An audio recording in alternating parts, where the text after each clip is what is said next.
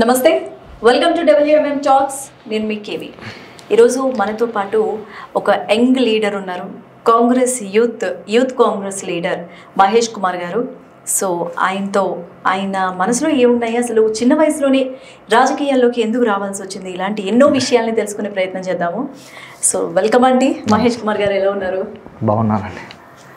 చాలా యంగ్స్టర్గా కనిపిస్తున్నారు. యంగ్స్టర్స్ రాజకీయాల్లోకి రావడం చాలా మంచి విషయమే చెప్పాలంటే. ఎందుకంటే రాజకీయ పరిణామాలు మారిపోవాలన్నా, అసలు మన రాష్ట్ర స్థితిగతులు మారిపోవాలన్నా మీలాంటి యంగ్స్టర్స్ అనేవాళ్ళు చాలా కీలకము, ముఖ్యము. అయితే చిన్న వయసులో రాజకీయాల్లోకి రావాలని ఎందుకు అనిపించింది? మీకు ఎవరు ఇన్స్పిరేషన్? నాకు రాజకీయంలోకి రావాల్సినంత ఇన్స్పిరేషన్ మా తాతగారు. ఫస్ట్ ఆఫ్ ఆల్ మా ఫ్యామిలీ నుంచి మా తాతగారు ఉద్యమాలు చేసి, మాది నల్గొండ ప్రాపర్, ఉద్యమాలు చేసి అనేక కష్టాలు ఎదుర్కొని అన్నీ చూసినప్పటికీ కూడా మాకు మా తాతగారు ఇన్స్పిరేషన్ అయ్యి రాజకీయాలకు రావాల్సి వచ్చిందని భావిస్తున్నాను. ఓకే. అండ్ మీ తాతగారు ఇప్పుడు ఉన్నారా? మా తాతగారు చనిపోయారు. అంటే ఇప్పుడు రాజకీయాల్లోకి వచ్చేటప్పుడు మీరు స్టడీస్ మధ్యలోనే, అంటే స్టడీస్ కంప్లీట్ అయిపోయిన తర్వాత వచ్చారు కదా, మీ ఫ్యామిలీ మెంబర్ సపోర్ట్ ఎలా ఉంటుంది? ఫ్యామిలీ మెంబర్ సపోర్ట్ రాజకీయంలోకి వచ్చినాక ఫ్యామిలీతో ఉండడం చాలా తక్కువైంది. ఓకే. ఎందుకనంటే ఇంకా పాలిటిక్స్లో గ్రౌండ్ లెవెల్లో కష్టపడుతున్నాం కాబట్టి మా రాజేంద్రనగర్ కాన్స్టిట్యున్సీ నుంచి కూడా జనాలు గుర్తించి మొన్న ఎలక్షన్లో గెలిపేయడం జరిగింది. ఓకే. అండ్ మొన్న ఎలక్షన్స్లో కూడా మండల స్థాయిలో మీరు నెంబర్ 1 పొజిషన్లో ఓటర్స్ అంతమందిని ఆకర్షించడం ఎలా పాసిబుల్ అయింది? అంటే ఇది స్టార్టింగేనా మీ పొలిటికల్ ఎంట్రీ? స్టార్టింగ్. సో మిగతా వాళ్ళందరినీ, అంటే ఎంతోమంది చాలా ఆశగా ఎదురు చూస్తూ ఉంటారు పాలిటిక్స్లోకి వెళ్ళాలి, ఒక యూత్ కాంగ్రెస్ లీడర్గా ఓ పేరు సంపాదించుకోవాలి అని చెప్పేసి చూస్తూ ఉంటారు. డక్కా ముక్కీలు తిన్న వాళ్ళంతా కూడా పోటీగా ఎంతో కాలం నుంచి ఇంత మంచి మెజారిటీతో అందరినీ ఓవర్కమ్ చేసుకొని ఎలా పాసిబుల్ అయింది? ఏంటి కారణం? వెనకాల ఎంత కృషి ఉంది? ఫస్ట్ ఆఫ్ ఆల్ మా రాజేంద్రనగర్ కాన్స్టిట్యున్సీకి కానీ, నా ఒక మండల ప్రజలకు కానీ, నాతో తిరిగిన యూత్ కాంగ్రెస్ శ్రేణులకి అందరికీ నా తరపు నుంచి ధన్యవాదాలు తెలుపుకుంటున్నాను. ఏదైతే నన్ను నమ్మి యూత్కి మంచి జరుగుతుందని చెప్పి భారీ మెజారిటీతో రాష్ట్ర వ్యాప్తంగా మండల స్థాయిలో ఎక్కడ రాని మెజారిటీతో గెలిపించినందుకు ముందుగా వాళ్ళకు ధన్యవాదాలు తెలుపుకుంటూ, ఫస్ట్ ఆఫ్ ఆల్ నన్ను రాజకీయంలోకి రావాల్సిన ఆలోచన ఎందుకు వచ్చిందంటే, మా రాజేంద్రనగర్ కాన్స్టిట్యున్సీలో కొన్ని డిఫరెంట్ ఏరియాలు ఉన్నాయి. కొంచెం స్లమ్ ఏరియాస్ ఉన్నాయి, కొంచెం అపార్ట్మెంట్స్ ఉన్న ఏరియాస్ ఉన్నాయి, కొంచెం మిడిల్ క్లాస్ ఉన్న ఏరియాస్ ఉన్నాయి, అప్పర్ క్లాసెస్ ఏరియాస్ ఉన్నాయి. ఆ ఏరియాస్ అక్కడ ఉన్న జనాల దగ్గర ఓట్లు తీసుకోవడం కానీ, జనరల్గా వేరే పార్టీ వాళ్ళు వచ్చినప్పుడు గతంలో బీఆర్ఎస్ ఉండే, అంతకుముందుకు బీజేపీ ఉండే, అన్ని పార్టీ వాళ్ళు వచ్చినప్పుడు కూడా అక్కడ ప్రజలు చూస్తుండే, వాళ్ళని రిక్వెస్ట్ చేస్తుండే, అడుగుతుండే ఏమైంది అక్కడ సమస్యల గురించి ఏమైంది ఈ రోజు కాకపోతే రేపు పైన డెవలప్మెంట్ అవుతుంది అని చెప్పి అదే నమ్మకంతో వాళ్ళకు ఓట్లు వేస్తుండే, గెలిపిస్తుండే. సో అట్లా అక్కడ అభివృద్ధి జరగలే. ఇప్పటికి కూడా అట్లానే కొన్ని ఉండాల్సిన స్లమ్లు ఇప్పటికి కూడా అట్లానే ఉన్నాయి. దాన్ని నేను పర్సనల్గా టేకప్ చేసిన రోజు తర్వాత నాకు మెజారిటీ వచ్చిందంటే ఆ ఏరియా నుంచి. ఫస్ట్ ఆఫ్ ఆల్ నేను పర్సనల్గా ఆ ఏరియాని టేకప్ చేసి నా సొంత ఖర్చుతో కొన్ని కార్యక్రమాలు చేపించిన తర్వాత, డెవలప్ చేయాలంటే రాజకీయ నాయకులు అవసరం లేదు, చేయాలనే తపన ఉంటే ఎవరైనా చేయొచ్చు అనే నినాదనంతో నేను అప్పటి నుంచి కొంచెం ముందుకు రావడం, ఈ కాంగ్రెస్ పార్టీలో గుర్తియడం, పోటీ నామినేషన్ అయ్యడం, ఈ ప్రక్రియ జరిగిందన్నమాట. అంటే ఎలాంటి కార్యక్రమాలు చేశారు, ఎలాంటి పరిస్థితుల్లో చేశారు, ఏంటి?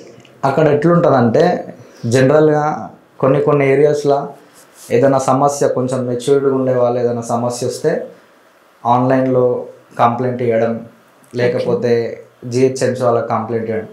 కొన్ని ఏరియాలో ఎట్లుంటుందంటే, పలానా అన్న ఉన్నాడు, అక్కడికి పోతే ప్రాబ్లం సాల్వ్ అవుతుంది అనే కాన్సెప్ట్లో కొంతమంది ఉన్నారు.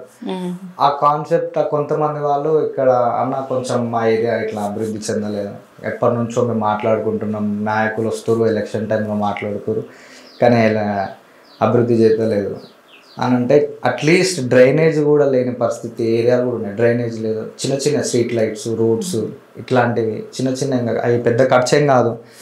ఒక 10,000 20,000 చిన్న చిన్న ఖర్చులు పెట్టి చేపించడం వల్ల వాళ్ళు గుర్తించినారు అనమాట అక్కడ. ఓకే, అంటే రాజేంద్ర నగర్ పెద్దన్నగా మారిపోయారా? రాజేంద్ర నగర్ కి అన్నలు చాలా మంది ఉన్నారు. ఓకే, మీరు చిన్న ఓకే. అన్న అయితే అంటే మీరు ఇందాక అన్నారు కదా 10,000 20,000 అంటే చాలా తక్కువ అని. ఈవెన్ ఈ రోజుల్లో 1,000 రూపాయలు ఖర్చు పెట్టాలన్నా మన ఇంటికే తప్పితే సమాజానికి మనం ఎందుకు పెట్టాలి అని ఆలోచిస్తున్నారు. అలాంటిది మీరు 10,000 20,000 అన్నా కూడా అలాంటి చిన్న సమస్యలు అని గుర్తించారంటే ఖచ్చితంగా ప్రజలకి సంక్షేమం అందించాలి అనే ఒక ఆలోచన చాలా అందరికీ, అంటే మిగతా ఎంతో మందికి స్ఫూర్తిదాయకం అనే చెప్పాలి. అయితే జనరల్గా మీరు ఓయూలో చదివారా? అవును, ఉస్మానియా యూనివర్సిటీలో చదివాను. ఉస్మానియా యూనివర్సిటీ. చాలా చిన్న వయసు అనుకుంటాను, ఏజ్ అని అడగను కానీ చాలా చిన్న వయసు. ఈ వయసులో చిల్లరగా ఉంటారు, అంటే ఎంజాయ్మెంట్ రకరకాలుగా ఉంటాయిగా, మీకు తెలియదు ఏముంది. సో అలాంటిది కాకుండా పాలిటిక్స్ అంటే టోటల్లీ డిఫరెంట్. చాలా డిగ్నిటీగా ఉండాలి, అందరినీ రిసీవ్ చేసుకోవాలి, ప్రజలందరితో మాట్లాడాలి. సో ఇది ఎలాగా, అంటే ఈ వయసులో పాలిటిక్స్ లాంటి బాధ్యతాయుతమైన పదవిని ఎలాగా ఇది చేస్తున్నారు, హ్యాండిల్ చేస్తున్నారు? ఇందాక మీరు మాట అన్నారు కదా, ఏమని ఇప్పుడు జనరల్గా డబ్బు ఎవరైనా పెట్టాలి అని అంటే ఇంట్లోకే ఆలోచించుకుంటారు, బయట పెట్టలేరంటే 99% అంటే 90%లో ఒక 50-50 100%లో 50-50 ఉంటారు అట్లా. కొంతమంది అందరూ ఇప్పుడు మనం ఒక బాధ్యత కలిగిన సొసైటీలో ఉన్నాం కాబట్టి నాకెందుకులే పోదాం అనుకునే వాళ్ళు కొంతమంది ఉంటారు. సరే నేను తినకపోయినా పక్కనోనికి పెడదామనే వాళ్ళు కూడా కొంతమంది ఉంటారు. సో ఆ కాన్సెప్ట్లో నేను సరే చిన్నదే కదా చేపిద్దాం ఏమవుతుంది అని, నాకేం డబ్బు ఎక్కువ లేదు, డబ్బులు ఎక్కువ ఉండి వంచను, డబ్బులు సరదా అట్లా చేయను. కాకపోతే సొసైటీలో ఉన్నాం, బాధ్యత గల సొసైటీలో మనం పట్టించుకోకపోతే ఇంకోటి చెడిపోతాడు, ఇంకోటి పట్టించుకుంటాడు అని చెప్పే కాన్సెప్ట్ అట్లా చేయడం జరిగింది. ఇంకోటి నాకు కూడా ఉంటుంది, సరదాలు చేయాలి, తిరగాలి, ఫ్రెండ్స్ ఇవన్నీ ఉంటాయి. జనరల్గా అందరిలాగానే ఫ్రెండ్స్తో పోవాలి, తిరగాలి, ఎంజాయ్ చేయాలి. ఇప్పుడైతే పాసిబుల్ అవుతుంది అసలు అయితే. ఇప్పుడు ఇంకోటి ఏంటంటే రోలింగ్ గవర్నమెంట్ కాబట్టి ఇంకా ఏదో పనులు ఉండడం, మీటింగ్స్ ఉండడం, పోవడం ఇట్లా జరుగుతుంది. ప్రతిపక్షంలో ఉంటే అట్లీస్ట్ కొంచెం టైం అన్న దొరుకుతుండే, పెద్దగా పనులు ఉన్నాయి కాబట్టి. యాక్చువల్లీ ఇప్పుడు రూలింగ్ లో ఉన్నారు కాబట్టి, రూలింగ్ పార్టీ సైడ్ ఉన్నారు కాబట్టి ప్రతిపక్షాలకి మీరు టార్గెట్ చెప్పాలంటే కదా. అవును, టార్గెట్. అలాగే ఏమన్నా మిమ్మల్ని టార్గెట్ చేసిన సందర్భాలు ఉన్నాయా? అట్లాంటి సందర్భాలు కూడా ఉన్నాయి. ఎలాంటి సందర్భం? ఒకసారి ఓయూలోనే దాడి కూడా జరిగింది, నా కార్ పైన అటాక్ కూడా చేసినారు, నా పైన కూడా చేసినారు. అంటే ఏంటి కారణం ఏంటంటారు? కారణం అప్పుడు మా కాన్స్టిట్యున్సీలో ఉండే ఎమ్మెల్యే అంటే బీఆర్ఎస్ పార్టీ నుంచి ఉండే. సో ఆ ఎమ్మెల్యే మంచివాడే, కాకపోతే కొన్ని ఏరియాలు అవి ఆటోమేటిక్ సెంట్రల్ గవర్నమెంట్కి ఉండడం వల్ల డెవలప్మెంట్ జరగలే. సో స్టేట్ గవర్నమెంట్కి వచ్చినాయి, అది సెంట్రల్ గవర్నమెంట్ ఎప్పుడో ఉండే, తర్వాత స్టేట్ గవర్నమెంట్కి వచ్చినాయి. వచ్చిన తర్వాత కూడా డెవలప్మెంట్ జరగలే. మొన్న మా ఎమ్మెల్యే గారు కూడా అసెంబ్లీలో మాట్లాడినారు, కొన్ని ఏరియాస్ ఉన్నాయి, ఏదైతే ఒకటి హనుమాన్ నగర్ ఏరియా ఉంది, భూపాల్ నగర్ అనే ఏరియా ఉంది, సుల్మాన్ నగర్ ఏరియా, ఈ 3 ఏరియాలు ఉన్నాయి. వాటి గురించి కూడా మాట్లాడాడు. అది ఏ రకంగా అయిందనేది ఇక క్యాంపస్లో చాలామంది ఉంటారు, ఇక క్యాంపస్లో రాజకీయాలు ఎక్కువ ఉంటాయి, స్టేట్ కంటే ఎక్కువ ఉంటాయి క్యాంపస్లో రాజకీయాలు. పార్టీ ఎవరు చేసేది ఏందనేది ఇక అది మనం క్లియర్గా పెద్ద ఫోకస్ చేయలే కదా దానిపైన. సో ఎన్నో దాడులు కూడా జరిగాయి అన్నమాట. జరిగినాయి చాలా. అంటే బ్లాక్ మెయిలింగ్ కూడా ఉంటుందిగా, మేము ఏదో టార్గెట్ అయిపోయి ఉంటారు మీరు. బ్లాక్ మెయిలింగ్ కామన్గా జనరల్గా ఎవరికైనా జనరల్ థింగ్స్. కానీ నా మోటో ఏంటంటే ఒక స్టెప్ తీసుకున్నాం కదా, నన్ను నమ్మి ప్రజలు ఓటేసి యూత్ కాంగ్రెస్ గారిని ప్రెసిడెంట్గా చేసినారు కాబట్టి అది దాని తర్వాత బ్లాక్మెయిల్స్ ఉన్నా ఏదున్నా మనం ఫేస్ చేయాల్సిందే. ఇప్పుడు ఇక్కడ దీనికి భయపడితే అక్కడ వాళ్ళని మోసం చేసినట్టు అవుతుంది కాబట్టి జనరల్గా ప్రతి ఒక్కరికి బ్లాక్మెయిల్స్ అనేవి ఉంటాయి. మరి మీరు ఈ ఫీల్డ్లో ఒక యూత్ కాంగ్రెస్ లీడర్గా, ప్రెసిడెంట్గా, ఒక పెద్ద దిక్కుగా, అంటే ఏరియాకి ఒక పెద్ద దిక్కుగా చాలామంది బడా నేతల్ని ఎదుర్కోవాల్సి వస్తుంది. సో వాళ్ళ నుంచి మీకు రిసీవింగ్ ఎలా ఉంటుంది? మీరు ఏమైనా సమస్య చెప్పిన వెంటనే స్పందించి సాల్వ్ చేస్తారా? అంటే బడా నేతలు అని అంటే రాష్ట్ర రాజకీయంలో జరుగుతుందేమో, ఫ్యూచర్లో జరగచ్చేమో, అది నాకు తెలియదు. కానీ ప్రజెంట్ ఉన్న సిచ్యువేషన్లో మా కాన్స్టిట్యున్సీ ఎమ్మెల్యే చాలా మంచిగా రెస్పెక్ట్తోనే రిసీవ్ చేసుకుంటారు. ఆ చెప్పిన పనులు కూడా మంచిగానే చేస్తారు. అట్లాంటి ఇప్పుడు నా కాన్స్టిట్యున్సీలో ఎమ్మెల్యే త్రూ నుంచి కానీ వేరే వేరే లీడర్స్ నుంచి అయితే ప్రెషర్స్ ఏం లేవు. కాకపోతే ఇక చిన్న చిన్న వాళ్ళు ఉంటారు కదా, ఇక వాళ్ళు చిన్న చిన్న లోకల్గా జరిగేటివి జరుగుతూనే ఉంటాయి. ఓకే, మరి మీ ఫ్యూచర్ ప్లాన్స్ ఏంటి? అంటే ఇక్కడితోనా మండల స్థాయిలో ఆగాలనా, లేదంటే next what next? Future plan అంటే అసలు పాలిటిక్స్లోకి ప్లాన్ చేసుకొని రాలే, పరిస్థితులు తీసుకొచ్చినాయి. జనాలు అక్కడ ఉన్న సమస్యలని లేవనెత్తితే వాళ్ళు తీసుకొచ్చి వాళ్ళు ఇలా పెట్టారు. ఫ్యూచర్లో వాళ్ళు కూడా ఏదైనా గొప్ప అవకాశం ఇస్తే 100% వాళ్ళకి సేవ చేసుకోవడానికి కానీ, వాళ్ళ తరపున నిల్చోవడానికి కానీ, వాళ్ళ తరపున వాయిస్ వినిపించడానికి కూడా రెడీగా ఉంటాం. ఓకే, మీరు ఒక 3-4 నెలల క్రితం వచ్చిన ఫ్లడ్స్లో కూడా చాలా అంటే సోషల్గా మంచి వర్క్ చేశారట కదా? అవును, అంటే ఫ్లడ్స్ వచ్చిన 3-4 నెలల కింద. సో చాలా అక్కడ ఎట్లుంటుంది అంటే బీద వాళ్ళు చాలా మంది ఉంటారు కొంచెం. ఇప్పుడు నేనైతే 3 ఏరియాలు చెప్పినాను. ఆ 3 ఏరియాలలో బీద వాళ్ళు అంటే పూట చేస్తే చేసుకుంటే తినే అట్లాంటి వాళ్ళు. సో గవర్నమెంట్ వాళ్ళకి ఏంటంటే గవర్నమెంట్ ఎట్లా ఎవరిని అప్రోచ్ కావాలి, ఎమ్మెల్యే ఏంది, కార్పొరేటర్ ఏంది, వార్డ్ మెంబర్ ఏంది, మండల్ ప్రెసిడెంట్ ఏంది అనేది కొంతమంది ఇప్పటికీ కూడా ఇప్పుడున్న జనరేషన్లో కూడా తెలియని వాళ్ళు ఉన్నారు. ఏదైనా జరిగితే మనమే సంపాదించుకోవాలి, మనమే దాన్ని సొల్యూషన్ చేసుకోవాలి, మనమే అన్నీ చేసుకోవాలేమో అన్న సిచ్యువేషన్లో ఉండే. అట్లాంటి వాళ్ళకి అట్లాంటి బయటకు వచ్చి చెప్పుకోలేరు, ఏడుస్తుంటారు, బయటకు వచ్చి చెప్పుకోవాలి. వాళ్ళ దగ్గరికి పోయి అది కాదు ఇది ఇట్లా, వీళ్ళని అప్రోచ్ కానీ వాళ్ళని అప్రోచ్ కానీ గైడెన్స్ చేయడం, మన అంతు సాయం చేయడమే ఉంటుంది. ఓకే, అలాగే ఇప్పుడు ఒక యూత్ లీడర్, యూత్ని అట్రాక్ట్ చేయడానికి మీ ఎజెండా ఏంటి? యూత్ రాజకీయాల్లోకి రావాలి అని చెప్పేసి చాలామంది చెప్తూ ఉంటారు, కానీ ఇంట్లో పేరెంట్స్ భయపడుతూ ఉంటారు, ఎందుకులే రాజకీయాలు ఎందుకులే అనుకుంటారు. ఏదన్నా చదువుకొని ఒక మంచి సాఫ్ట్వేర్ ఉద్యోగము, లేదంటే ఒక బిజినెస్ చేసి డబ్బులు సంపాదించుకోవడం, ఇలాగ చేయకుండా రాజకీయాల్లో కూడా వచ్చి డబ్బులు సంపాదించుకోవడం అనేది చాలా మంది చేస్తున్న పరిస్థితి ఇప్పుడు. బట్ మీరు యూత్ని అట్రాక్ట్ చేయడానికి మీ ఎజెండా ఏంటి? యూత్కి నేను ఒకటే చెప్తా, సరే ఈ ఉద్యోగాలు ఇవన్నీ అందరూ సహజంగా చేస్తారు, జాబ్ ఏ పేరెంట్స్ అయినా సరే కొట్లాడు అని ఎవరు చెప్పరు. సో యూత్కి ఏంటంటే భవిష్యత్తు తరాలు అంటే యూత్ వల్లనే చాలామంది, ఇప్పుడు యూతే చాలా అట్రాక్ట్, ఎవరు చూసినా యూత్ని చూసి నేర్చుకుంటున్నారు. సో యూత్కి రాజకీయాలలోకి రావాలని కోరుకుంటా. Plus at a time family important, politics important, society important. యూత్కి వచ్చి సరే వాళ్ళ వంతు వాళ్ళు సాయం చేయకపోయినా కానీ ఒక సమస్యని జస్ట్ రేజ్ అవుట్ చేస్తే చాలు. ఏదైనా చిన్న సమస్య ఉన్నది ఐడెంటిఫై చేసి సార్ట్అవుట్ చేసుకుంటే ప్రాబ్లం ఏముండదు. డెమోక్రసీ కంట్రీలో ఉంటున్నాం కాబట్టి ఖచ్చితంగా అట్లాంటివి చెయ్యాలని నా ఒపీనియన్. ఓకే, అయితే మీరు డబ్బులు సంపాదించుకోవడానికే వచ్చారు రాజకీయాల్లో కానీ ఎవరన్నా అన్నారా? ఒకవేళ అంటే మీరు వాళ్ళకి ఇచ్చే సమాధానం ఏంటి? డబ్బులు సంపాదించుకోవడానికి అంటే జనరల్గా ఇప్పుడు ఏంటంటే పాలిటిక్స్ అంటే ఎవరన్నా ఒక బడా నేతలో ఎవరో ఒక అంటే మంచి పేరున్న వాళ్ళని కొంచెం సపోర్ట్ తీసుకొని వాళ్ళ ద్వారా డబ్బులు సంపాదించుకోవడానికి రాజకీయాల్లోకి వస్తున్నారని ఒక టాక్ ఉంది. సో మీతో అదే మాట అంటే ఆ రాజకీయాల్లోకి వచ్చి బాగా డబ్బులు సంపాదించుకున్నారా అని అంటే మీరు ఇచ్చే సమాధానం ఏంటి? ఇప్పుడు అంటే నేను స్టార్టింగ్ స్టేజ్, సో ఇప్పుడైనా రేపు పొద్దునైనా ఇంకోటైనా కాన్స్టిట్యున్సీలోనే ఉండాల్సి వస్తుంది.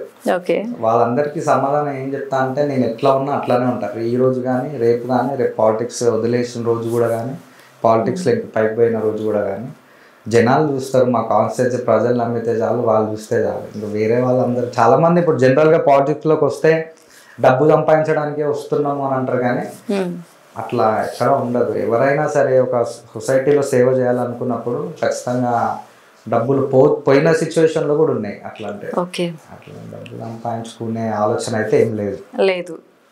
ఓకే, అయితే ఇది మామూలుగా అయితే మీలాంటి వాళ్ళని అడగాల్సిన ముఖ్యమైన ప్రశ్న నేను అనుకుంటున్నాను. ఎందుకంటే చాలామంది మహిళలు, అది చిన్నవాళ్ళు కావచ్చు, పెద్దవాళ్ళు కావచ్చు, యంగ్స్టర్స్ కావచ్చు, మగవాళ్ళ చేతిలో చాలా రకాలుగా ఇబ్బందులకు గురవుతున్నారు.